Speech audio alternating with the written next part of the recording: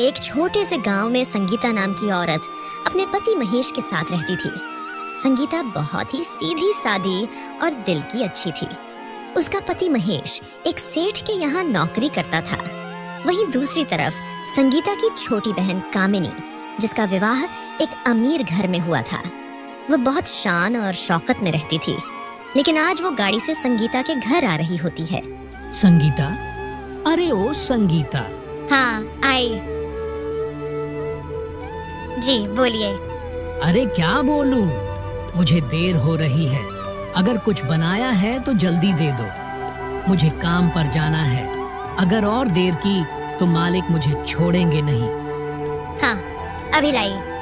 तभी एक कार वहाँ आकर रुकती है, जिससे कामिनी बाहर निकलती है।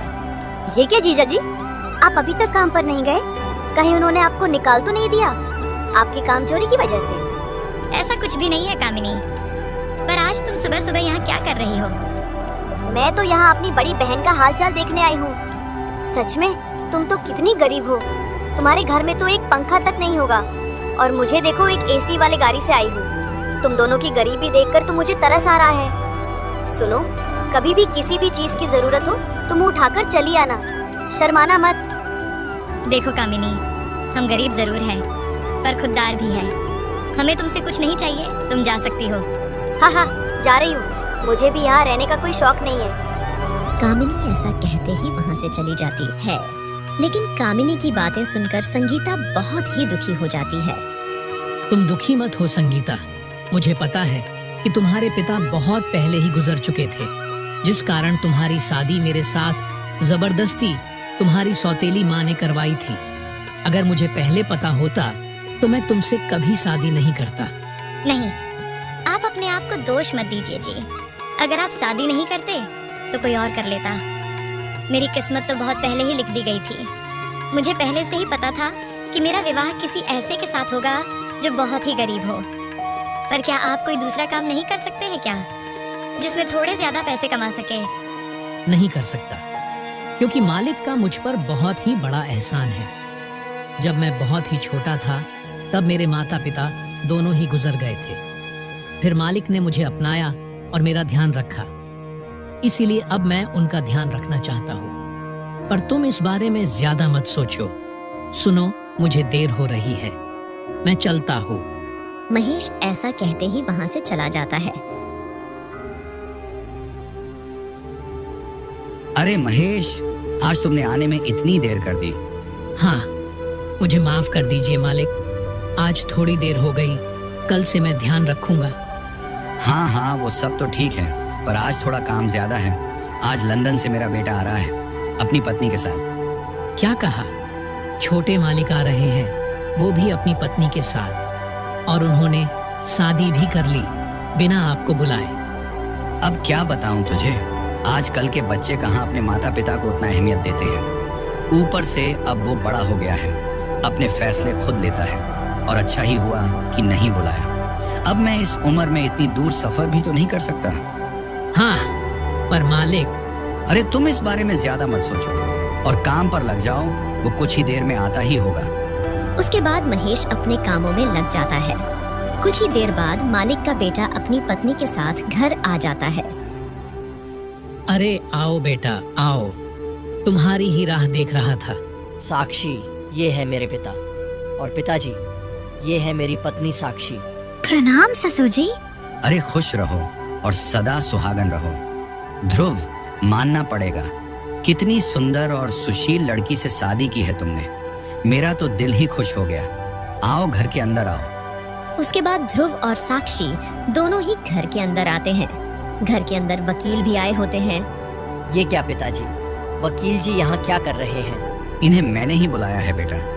अब मेरी उम्र होने लगी है तो मैं चाहता हूँ कि अब तुम मेरी जिम्मेदारी को उठाओ। इसीलिए मैंने अपनी जायदाद तुम्हारे नाम कराने के लिए इन्हें यहाँ बुलाया है। आप चिंता ना करें पिताजी, अब तो मैंने लंदन में अपनी पढ़ाई भी पूरी कर ली है, और अब मैं पूरी तरह से तैयार हूँ आपकी कंपनी को संभालने के लिए। मुझे तुमसे यही उम्मीद थी बेटा।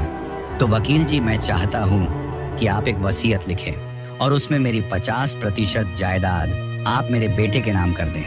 आप पूरी जायदाद मेरे नाम क्यों नहीं कर रहे हैं? पर पिताजी, वो क्या है ना बेटा, मेरी वर्षों से एक इच्छा रही है कि मैं जितना हो सके उतना पुण्य कमाऊं, ताकि जब मैं इस दुनिया से अलविदा लूं तो सारे लोग मुझे दिल से याद करें, ना कि याद करने का दिखावा करें। और इसीलिए मैं अपनी आधी जायदाद अनाथ आश्रम में दान करना चाहता हूँ। मैं जाने से पहले कुछ अच्छा करके जाना चाहता हूँ, जिससे मुझे अपने ऊपर नाज हो। पर पिताजी, पर वर कुछ नहीं, मेरी इतनी सारी जायदाद तो है, तुम चिंता मत करो, तुम्हें किसी भी चीज की कोई कमी नहीं होगी। तुम अभी थक गए होंगे तो जाओ और जाकर अपने कमरे में आराम कर लो। तभी वहाँ कामिनी का पति आता है। आपने मुझे बुलाया मालिक? अरे आओ अरुण, आओ, इससे मिलो, ये है मेरा बेटा ध्रुव। और ध्रुव, इससे मिलो, ये है मेरी कंपनी के सीईओ। सुनो अरुण, कल से ध्रुव यानी मेरा बेटा ही कंपनी को संभालेगा, तो मैं चाहता हूँ कि तुम इसे कंपनी के बारे में अच्छे से समझा दो, ठीक है? जी, जैसा आप कहें मालिक। मालिक ऐसा कहते ही चले जाते हैं। अरे ओ, जा जल्दी से मेरे लिए पीने के लिए पानी लेकर आ, मुझे बहुत जोरों की प्यास लगी है। जी, मैं अभी जाता हूँ। उधर ध्रुव और साक्षी आपस में बात कर रहे थे। तुम्हारे पिता तो आधी जायदाद उन अनाथ बच्चों के नाम करने वाले हैं। अगर ऐसा हो गया तो आधी जायदाद हमारे हाथ से चली जाएगी। हाँ पता है, पर मैं पिताजी को अच्छे से जानता हूँ। वो एक बार जो सोच लेते हैं वो करके ही रहते हैं। मैं कितना भी कहूँ वो नहीं सुनने वाले। अब हम कर भी क्या सकते हैं साक्षी? कर सकते हैं, अगर हम ससुर जी यानी तुम्हारे पिताजी को वसीयत लिखने से पहले ही मार डाले तो। ये तुम क्या बोल रही हो साक्षी? उन्हें मार डाले? नहीं, मैं ऐसा नहीं कर सकता।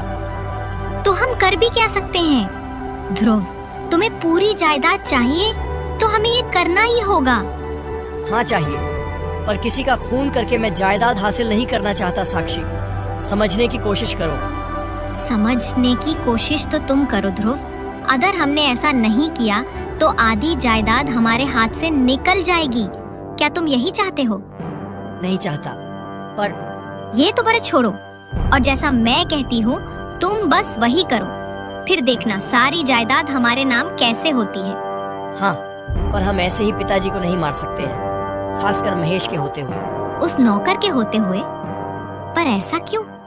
क्योंकि पिताजी ने उस पर बहुत बड़ा एहसान किया था, जिस वजह से वो इतना वफादार है। पिताजी के आगे पीछे दिन भर घूमता ही रहता है और उनका बहुत ही ध्यान रखता है। अगर ऐसे में हमने कुछ किया तो पक्का उसे भी शक हो जाएगा। इसीलिए हम ऐसा जोखिम उसके होते हुए नहीं उठा सकते हैं। तो इसमें कौन सी दिक्कत है? उसे नौकरी छोड़ने पर मजबूर कर देते हैं। पर मजबूर कैसे करें? याद है आज वो सीईओ आया था जिसका नाम अरुण था। मुझे पता चला है कि वो और कोई नहीं, महेश की पत्नी की बहन का पति है। पर उसके व्यवहार को देखकर लगता है कि उनकी बनती नहीं है। हम अरुण को लालच देकर महेश को नौकरी छोड़ने पर मजबूर कर देंगे। वाह, क्या दिमाग लगाया है साक्षी। मैंने जितना सोचा था, तुम तो उससे भी ज्यादा चालाक हो, मानना पड़ेगा। उसके बाद ध्रुव अरुण को बुलाता है। आपने मुझे बुलाया छोटे मालिक? हाँ, मैंने सुना है कि महेश तुम्हारी पत्नी की बहन का पति है, फिर भी तुम्हारी महेश से कुछ खास बनती नहीं है। क्या मैं सही कह रहा हूँ? हाँ, क्योंकि वो मेरी पत्नी की सगी बहन नहीं है, इसीलिए। अच्छा, तो अब समझ में आया। मुझे भी वो महेश बिल्कुल भी पसंद नहीं है, पर अपने पिताजी की वजह से मैं उसे इस घर से निकाल भी नहीं सकता हूँ। इसलिए मैं चाहता हूँ कि तुम महेश को मजबूर कर दो इस नौकरी को छोड़ने के लिए। बदले में मैं तुम्हें बहुत ही बड़ा इनाम दूंगा। जी, मैं समझ गया। मैं आपको यकीन दिलाता हूँ कि मैं उसे इतना बेइज्जत करूंगा, इतना बेइज्जत करूंगा कि वो खुद ब खुद इस नौकरी को छोड़ देगा। उसके बाद अरुण और कामिनी अगले ही दिन महेश के घर जाते हैं।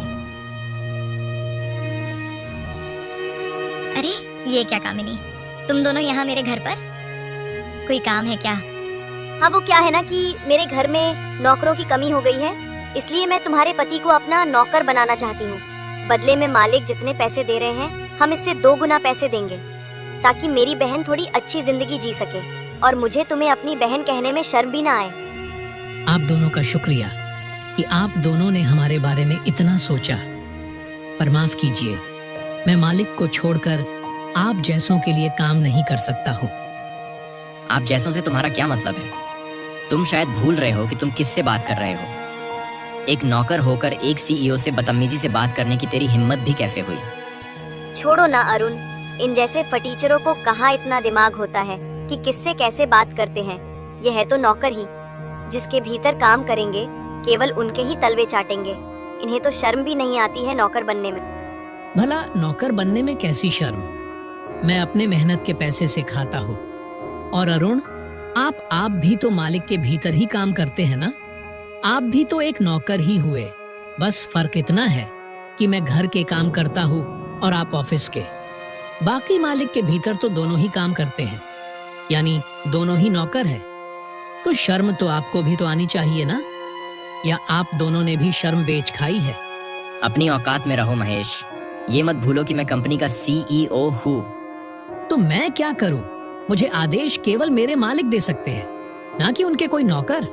तो अगर आप दोनों का हो गया हो तो यहाँ से निकल जाइए, और अगर थोड़ी सी भी शर्म बाकी हो तो यहाँ आने की सोचना भी मत। उसके बाद अरुण और कामिनी वहां से चले जाते हैं और वे दोनों ही महेश को काम छोड़ने पर मजबूर नहीं कर पाते हैं।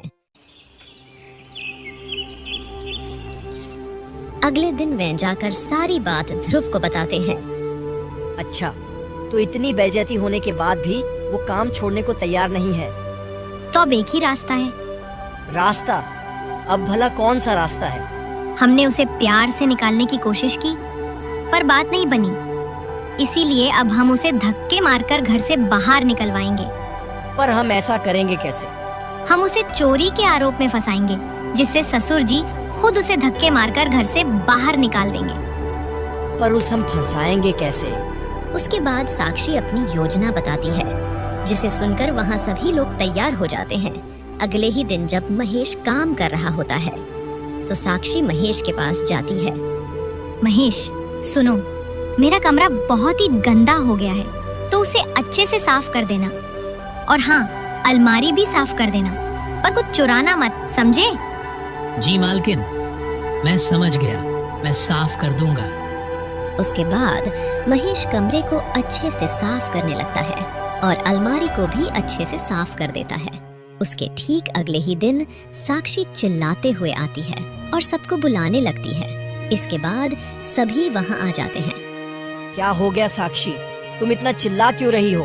अरे चिल्लाऊं ना तो और क्या करूं? मेरे कमरे से मेरे कीमती गहने चोरी हो गए। चोरी हो गए? अरे ऐसे कैसे चोरी हो जाएंगे? अच्छे से ढूंढो, यही कहीं रख दिए होंगे तुमने। हाँ बहू, यही कहीं होंगे। अच्छे से ढूंढो, मिल जाएंगे। नहीं नहीं, मैंने पूरे घर की तलाशी ले ली है, मुझे गहने कहीं नहीं मिल रहे हैं। अरे तो घर से गहने कहाँ जा सकते हैं? कोई तुम्हारे कमरे में गया था क्या? हाँ, कल ही मैंने महेश को कमरा और अलमारी को साफ करने को कहा था। हो ना हो इस महेश ने ही लालच में आकर वो गहने चुराए होंगे। मुझे भी यही लगता है। ये इतना गरीब है कि इसका मन तो ललचाएगा ही। इतने सारे गहने देखकर जरूर इसने चोरी किए होंगे। नहीं, ये झूठ है, मेरा विश्वास कीजिए। मैंने चोरी नहीं की है, मैं निर्दोष हूँ। हाँ, मुझे भी यही लगता है। महेश को मैं अच्छे से जानता हूँ। महेश ऐसी गिरी हुई हरकत कभी कर ही नहीं सकता है। तुम्हें कोई गलतफहमी हुई है बहू। नहीं ससुर जी, मुझे पूरा विश्वास है कि इसी ने गहने चुराए होंगे। आप एक नौकर पे इतना भरोसा मत कीजिए। ये लोग ऐसे ही होते हैं, पहले मालिक को भरोसा दिलाते हैं और फिर पीठ पीछे चोरी करते हैं ताकि उन पर किसी को शक ना हो। ऐसा नहीं है, मैं कसम खाकर कहता हूँ कि मैंने चोरी नहीं की है। मेरा विश्वास करे। अगर तुम चाहते हो कि हम तुम्हारा विश्वास करें तो ठीक है। अरुण, तुम जाओ और जाकर इसके घर की तलाशी लो, फिर दूध का दूध और पानी का पानी हो जाएगा। जी, मैं समझ गया, मैं अभी जाता हूँ। उसके बाद अरुण महेश के घर जाता है और तलाशी लेने लगता है और कुछ समय बाद बाहर आ जाता है, लेकिन खाली हाथ नहीं बल्कि गहनों के साथ। आपका संदेह बिल्कुल सही था छोटी मालकिन। इस महेश ने ही चोरी की है।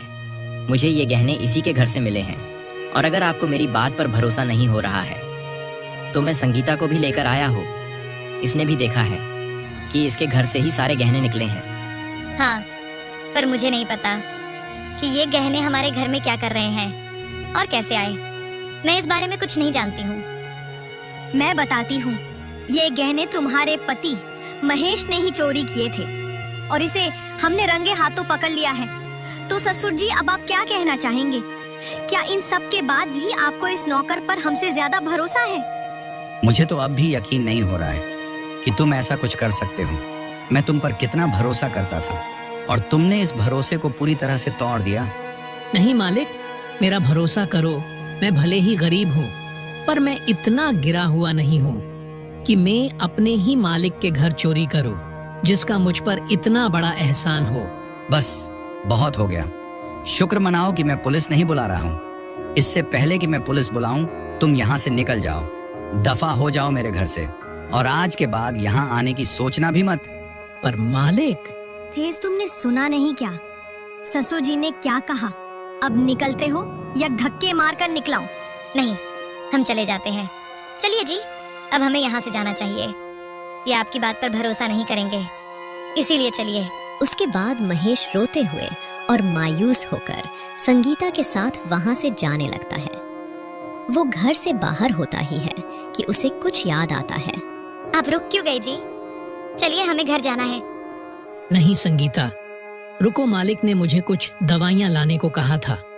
मैं वो दवाइयाँ उन्हें देना तो भूल ही गया। तुम यही रहना, मैं अभी आता हूँ। पर मुझे नहीं लगता कि वे आपको अंदर आने देंगे। तुम चिंता मत करो, मैं बस उन्हें दवाई दे दूंगा और आ जाऊंगा। तुम यही रहना और मेरा इंतजार करना। उसके बाद महेश मालिक को दवाई देने के लिए फिर से घर के अंदर जाता है। तभी वहाँ ध्रुव और साक्षी आपस में बात कर रहे होते हैं, जिसे महेश चुपके से सुनने लगता है। वाह साक्षी वाह, क्या दिमाग लगाया है। तुमने तो महेश को चोरी के झूठे आरोप में फंसाकर उसे सच में इस घर से बाहर निकाल दिया। अरे निकालना ही पड़ा। अगर निकालती नहीं तो ससुर जी को कैसे मारते हम? हाँ वो तो है, और अब तो पिताजी बहुत ही दुखी हैं। हम उन्हें मारने के बाद अच्छा सा बहाना भी बना सकते हैं कि महेश की वजह से उन्हें बहुत ही दुख हुआ और वो ये सदमा बर्दाश्त नहीं कर पाए और गुजर गए। हाँ, अब जल्दी चलते हैं और उनके लिए चाय बनाते हैं, फिर जहर चाय में मिलाकर उन्हें पिला देते हैं।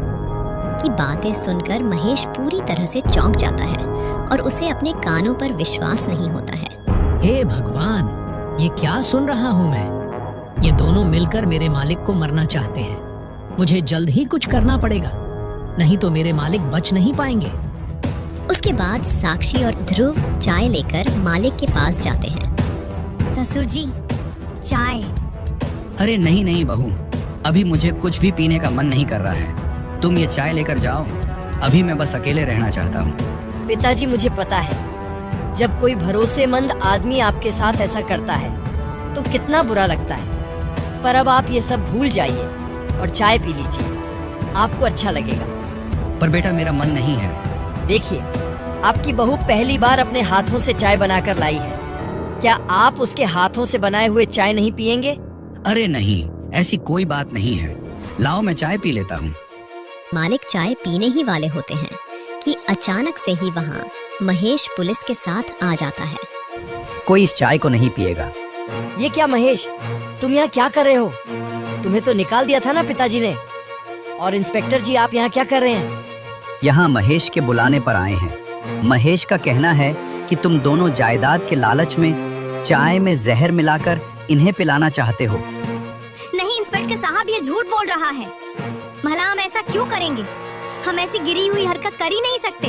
अगर ऐसा है तो इस चाय को पीकर ये साबित करके दिखाओ कि तुम दोनों ने इसमें जहर नहीं मिलाया है। पुलिस के कहने पर भी वो दोनों उस चाय को नहीं पीते हैं और सारा सच सामने आ जाता है, जिसके बाद उन दोनों को ही पकड़ लिया जाता है। अच्छा ठीक है, अगर आपको हमें पकड़ना ही है तो आप अरुण को भी पकड़ो।